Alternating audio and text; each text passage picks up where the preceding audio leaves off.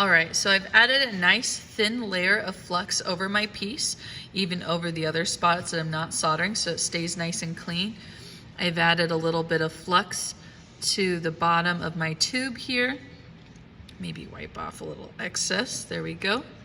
And actually, what I'm gonna go ahead and do is maybe with a solder pick with just a little bit of flux at the end, I'm just gonna grab a couple pieces of solder and then go ahead and wipe it on just to make sure it's right in on the inside evenly. I might have one or two pieces.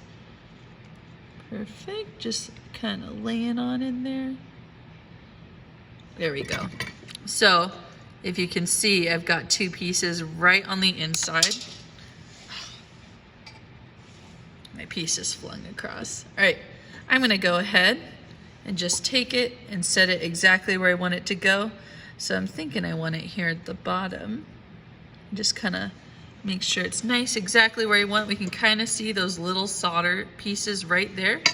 And now I'm gonna go ahead and heat around my piece. Looks like a little bit of solder got stuck there.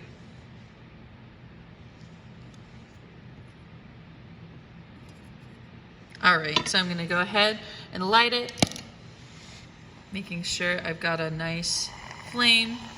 Then I'm gonna start a little far away again, making sure to go around my piece, though these middle parts are a little thinner. Might go over it this way, but making sure to kind of heat it around on the outside, watching for that solder to go ahead and flow.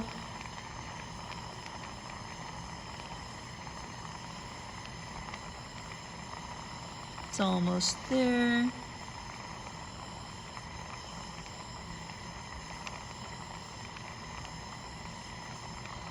And there we go. You see it melted.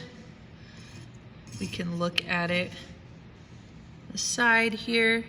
I'm gonna go ahead and quench that, and then I can always double check right after, making sure to see if I can't move it.